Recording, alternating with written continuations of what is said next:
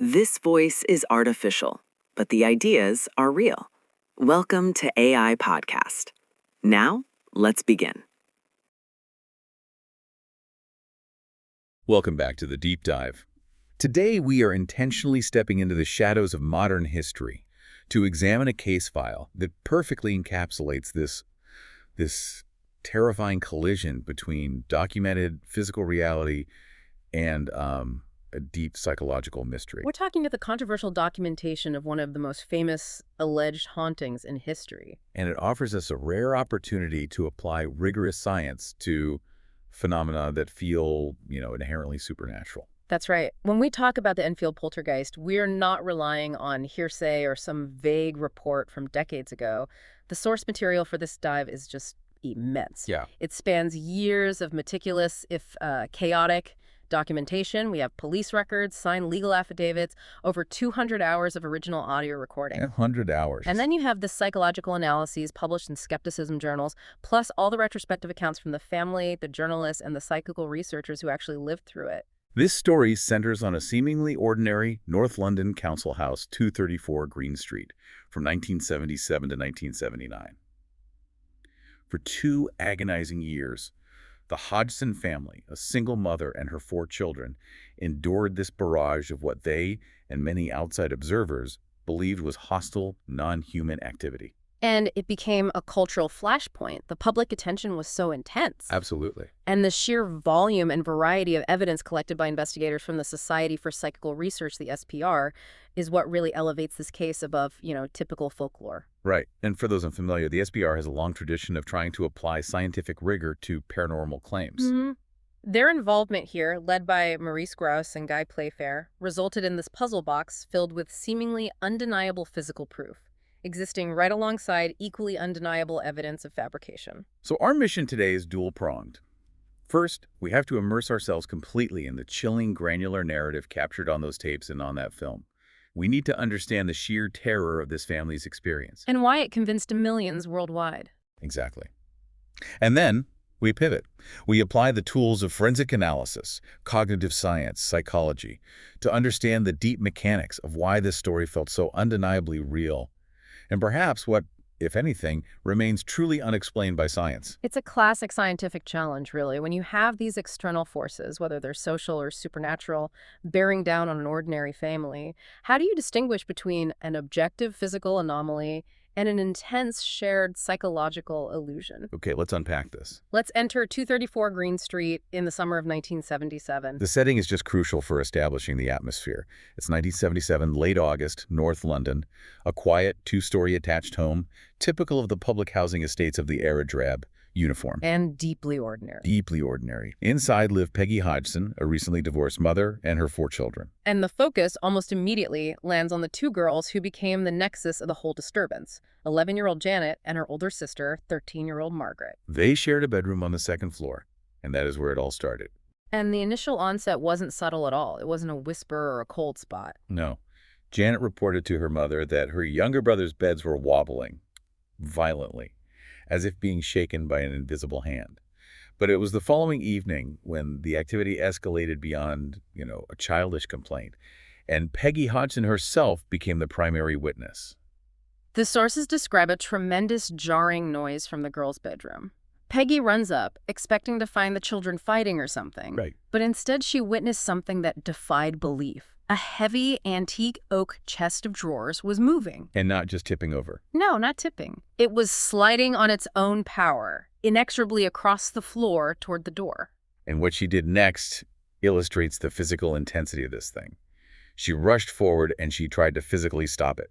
She tried to push this heavy oak chest back to where it belonged. And the sources are definitive on this. She couldn't. Yep. An unseen force was overpowering her. Just imagine that raw moment of realization, where your own physical strength is pitted against nothingness, and you lose. The sheer, terrifying violation of physics would shatter any sense of safety. Mm-hmm.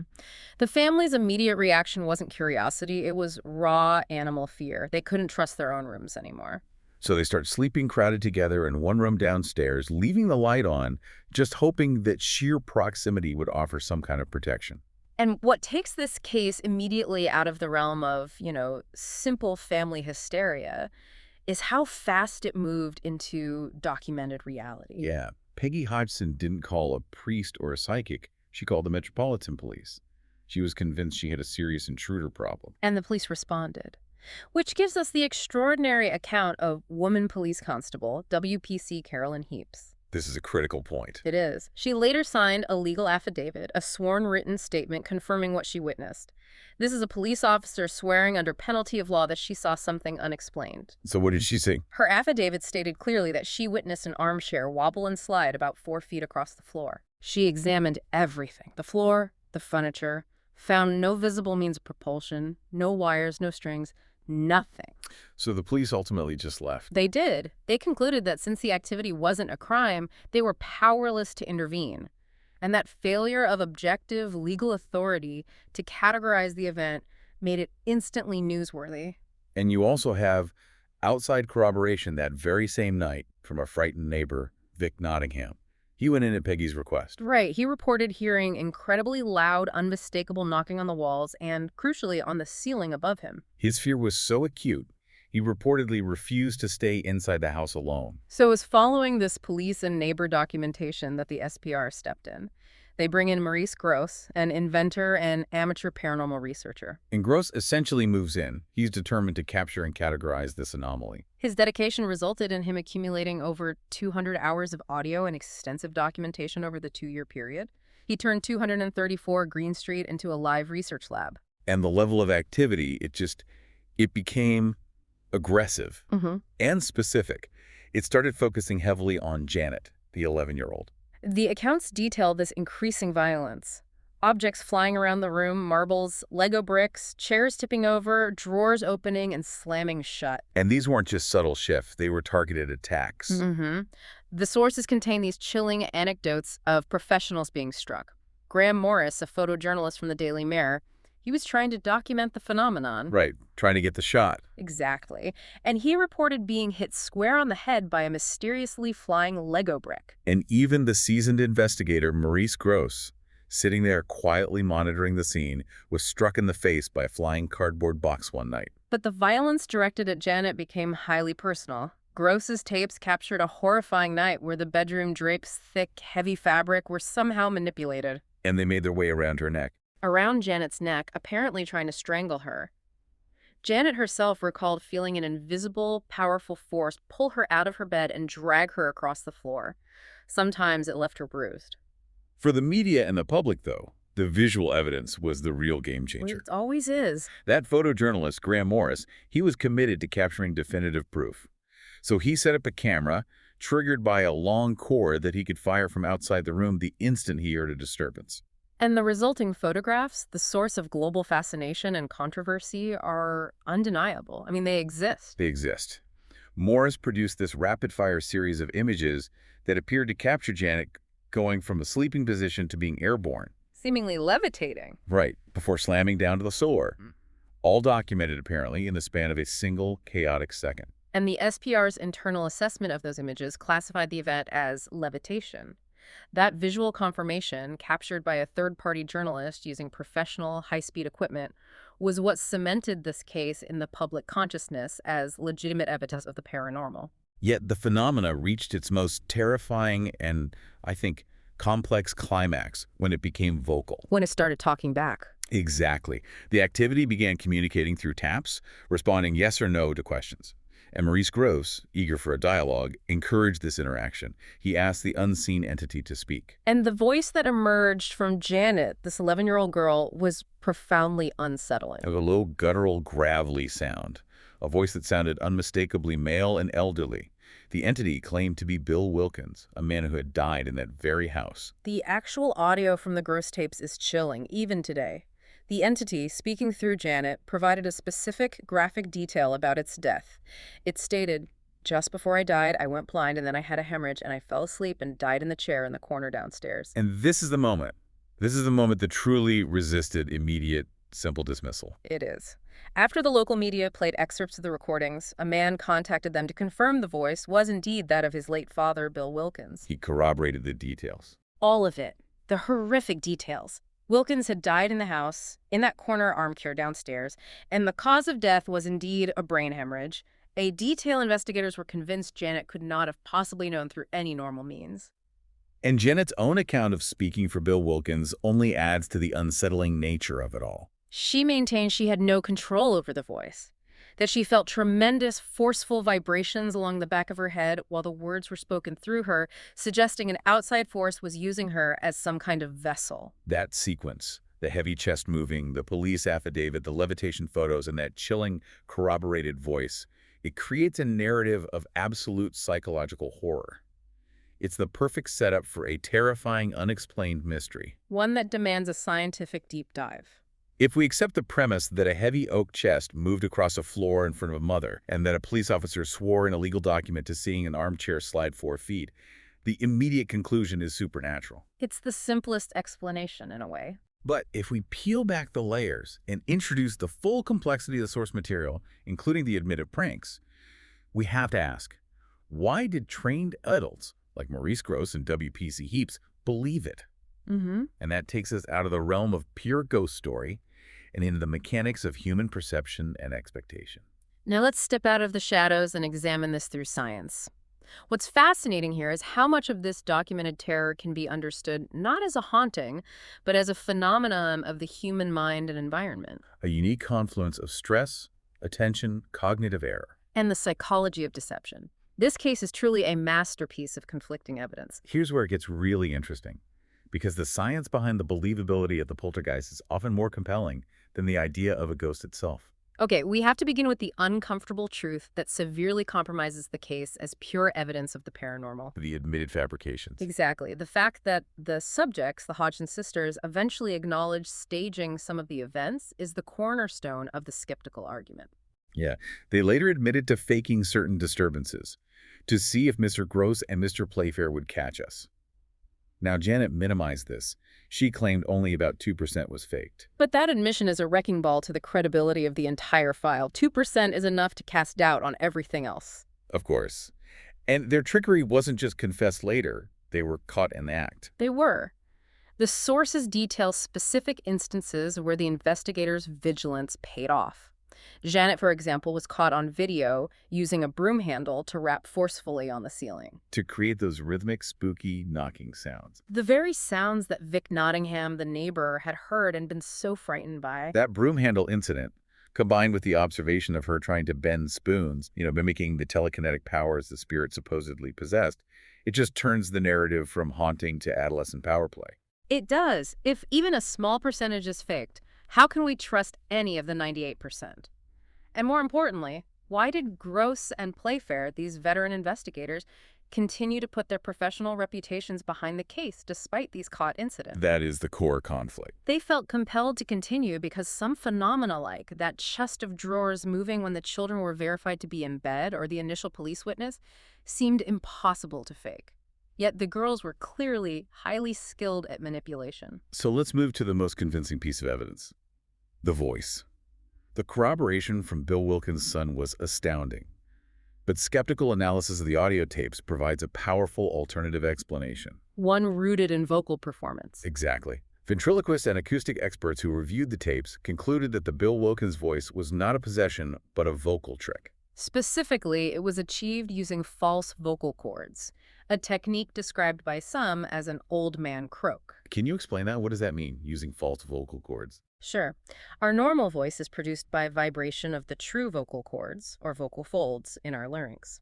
But above those true folds, we have what are called the false vocal folds, which are rarely used in normal speech. Okay. When you deliberately vibrate these false folds, often combined with a lower pitch and extreme effort, you produce a harsh, guttural, or extremely gravelly sound. It's the kind of voice used in deep throat singing, or, in this case, mimicking an old, ill man. So the terrifying voice, the supposed communication from the grave, might have been an extremely talented and stressed 11-year-old girl expertly manipulating her anatomy. A technique children often experiment with to sound scary or older. And the emotional stress of the situation may have helped her refine this vocal skill. Okay, but what about the corroboration? The detail about the hemorrhage and the corner chair, that's the linchpin. It is. But we have to remember that details about local tragedies, especially deaths in council houses, can become neighborhood folklore. While investigators assume Janet couldn't have known, it's not beyond possibility that she overheard the story. At school, or from her older sister. Or even from the incessant stream of visitors and journalists who were always in the house, discussing its history. Once that detail was available to her, the voice simply channeled it perfectly to gain maximum credibility. Then you have the visual evidence, the levitation photographs. They also kind of fall apart under skeptical analysis. They do. The sources make a compelling argument that the photos merely show an athletic girl jumping forcefully from her bed, perhaps performing a sort of mid-air somersault. If you look closely at the images, Janet is captured in a position that suggests a push-off, not a gentle lift. Her body is often curled and her knees are bent, which is typical of an athletic jump caught by a fast shutter speed. The light conditions and the angles also raise questions about manipulation. And crucially, Graham Morris, the photographer, provided these highly ambiguous statements, which further muddies the data. While he saw activity and was hit by a brick, he publicly denied believing in ghosts. He maintained that whatever he captured was something purely scientific that we just didn't know it was happening. One day we'll find out. That ambiguity is inherent in the case. A witness who documented the proof refused to endorse this supernatural conclusion. Which suggests the visual evidence was simply a phenomenon that, while startling, probably had a physical explanation they had yet to discover. This leads us to the motivation for the fraud, or at least the exaggeration. You have to place the Hodgson family in their context. A single mother with 4 children in public housing suddenly thrown onto the global media stage. The investigators, like Guy Playfair, found themselves walking this fine line. He frequently expressed deep doubts about the children's truthfulness. He recognized their tendency to show off or exaggerate for attention. But he was reluctant to abandon the case entirely. Right. He believed that throwing the children out as total fakes would mean discarding the genuine phenomena he believed still occurred. The difficulty lies in the secondary gain. It wasn't necessarily money. No, the mother, Peggy Hodgson, remained in that same council house until her death in 2003. So profit or rehousing was not the primary motive. The gain was attention. For 2 adolescent girls whose lives were stressful and ordinary, becoming the focus of global media, the center of attention for multiple adults, Gross, Playfair, journalists, that was an enormous psychological reward. It incentivized them to keep the phenomenon alive. That level of scrutiny and notoriety provides a powerful feedback loop. The Poltergeist gave them a unique, powerful identity, far beyond that of typical working-class council house kids in North London. And we should probably address the most sensational external influence. The Warrens. The American demonologists Ed and Lorraine Warren. They visited the house briefly in 1978. But Playfair later claimed their involvement, which was highly sensationalized by later films like The Conjuring 2, was minimal and unwelcome. He was pretty explicit that they showed up uninvited and stayed for less than a day. He recalled Ed Warren suggesting he could make Playfair a lot of money off the case. Right, indicating the Warrens were focused more on sensationalism and capitalizing on the story than on objective research. That fueled a lot of skepticism of their claims and methods within the SPR itself. So this is where we move past the debate over just hoaxing and delve into the fascinating mechanics of human perception. If we accept that even the most honest witnesses, like W.P.C. Heaps, saw a chair move, cognitive science helps explain how that observation could have been flawed even if the witness was sincere. The concept we turn to is top-down processing. The brain's incredible ability to fill in information gaps based on prior knowledge and expectations. When you are in an environment you expect to be haunted, your brain prioritizes that narrative. This beautifully explains the strange materialization of objects, like the sudden appearance of flying Lego bricks and marbles. And the sources point to a phenomenon called inattentional blindness. Can you explain that in the context of a haunting? It's pretty simple. When witnesses were focused intensely on Janet, or maybe on the walls waiting for a knock, they were not paying attention to the smaller physical details in the room. This is called directed attention. Okay. So the moment a marble is thrown across the room, it appears to have materialized from nowhere because the witness wasn't attending to the moment the object was picked up or surreptitiously placed on a surface by one of the girls. The brain registers the object's trajectory, but it skips the origin, creating a sense of impossibility. So W.P.C. Heaps, expecting chaos, is focused on the large furniture.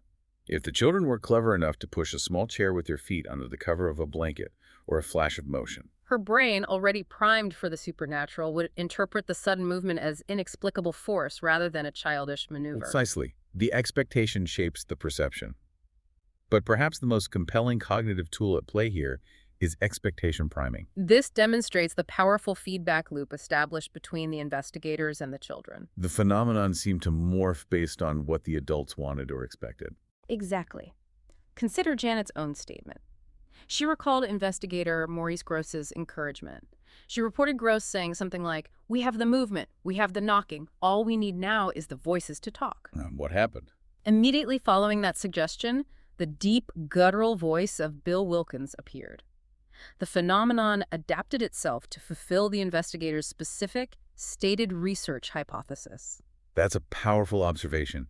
It suggests the phenomena, whether consciously or subconsciously driven by the girls, was performing for its audience. It was validating the very research goals of the adults. And we see this pattern repeat with the journalist, Graham Morris. The prevailing cultural narrative of poltergeists at the time often included pyromania. Right, things catching fire. So when Morris suggested, or perhaps joked, that poltergeists could cause fire, what happened? The Enfield entity immediately turned to pyromania, spontaneously igniting matches near the children. The entity became a reflection of the collective fears and expectations planted by the adults in the room. This moves the analysis beyond simple intentional faking into the realm of suggestibility.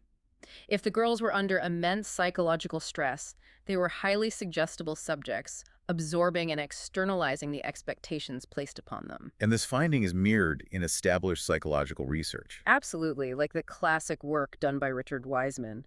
His experiments demonstrated that individuals who self-identify as believers report significantly more anomalous experiences, more strange noises, shadowy figures, unverified occurrences than disbelievers. When both groups are placed in an environment they're told is haunted. Exactly. The expectation primes the brain to interpret ambiguous stimuli as phenomena. So the atmosphere at 234 Green Street, filled with hopeful investigators, worried journalists, and frightened family members, provided the perfect fertile ground for phenomena. The environment gave the raw material, the stress, the sounds, the movement, but the narrative, the specific details, were supplied by the expectation of the adults, which the children then unconsciously or consciously channeled. It highlights a crucial point. Objectivity is nearly impossible when the observers are actively hoping for a specific outcome. The investigators were, perhaps unknowingly, co-authors of the haunting. Shifting now to the physical attacks, we can find incredibly compelling physiological explanations for some of the most visceral and terrifying experiences Janet described. Particularly those occurring when she was in bed. Right. She reported intense physical terror. She spoke of feeling stifled, as if somebody was putting a hand over her nose and mouth to stop her breathing. She also vividly recalled being pulled forcibly out of her bed by an unseen force, dragging her across the room. And these descriptions, they map almost perfectly onto a well-established neurological phenomenon, sleep paralysis. This is not a ghost attack. It's a temporary malfunction of the brain during the sleep cycle. Can you explain that? To put it simply, when we enter the REM stage of sleep, our brain releases chemicals to induce temporary muscle paralysis. It's called REM atonia, to prevent us from physically acting out our dreams. Okay, that makes sense. Sleep paralysis occurs when the brain wakes up, so you are fully conscious, but the body's paralysis has not yet worn off. You are fully aware, but trapped in your own body. The resulting terror must be profound. It is, but it's the accompanying hallucinations that align so perfectly with Janet's descriptions.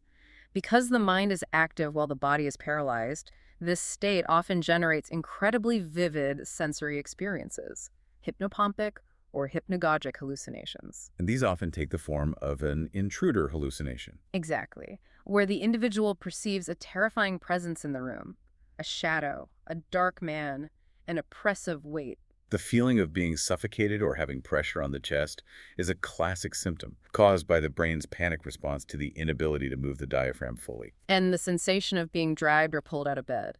That is often the brain attempting to reconcile the visual input of the room with the body's physical inability to move, resulting in a kinetic hallucination. So Janet's description of seeing an old man in the corner chair, feeling unable to breathe and being violently pulled, aligns perfectly with the neuroscience of this sleep blip. And crucially, the sources note this is not a rare condition. Anywhere from 15 to 40% of people will experience this transient neurological event at least once in their lives. For a highly stressed adolescent girl experiencing this repeatedly, the natural conclusion in the context of a poltergeist investigation would be that the entity was attacking her. And beyond the neurological, we turn to developmental psychology. The Enfield case fits so snugly into an existing controversial niche in parapsychology, the link between poltergeist activity and pubescence. The phenomena were overwhelmingly centered on Janet, age 11, and Margaret, age 13, girls going through puberty. In psychical research history, poltergeist events are often theorized to focus on high-stress individuals, frequently adolescents, possibly channeling subconscious psychokinetic energy or extreme emotional distress. While skeptics would simplify this by saying adolescents are just the prime age for seeking attention through elaborate pranks. The psychological context cannot be ignored. Janet was an energetic, stressed child navigating a traumatic phase. Her parents had recently divorced, which, in 1977, carried a social stigma and was a profound distressor. Her mother attested that the situation with her ex-husband had a visibly distressing effect on the children. And compounding this, Janet was being bullied severely at school, where she was being branded Ghost Girl. So you have this overwhelming stress-attention-pubescence triad. Right. The phenomena, whether psychological or paranormal, provided Janet with the means to gain intense, sympathetic attention from multiple adults who validated her distress. The poltergeist became an externalized repository for her internal chaos. A way to manage overwhelming emotional turmoil by projecting it onto the environment. And this psychological landscape explains the erratic nature of the events.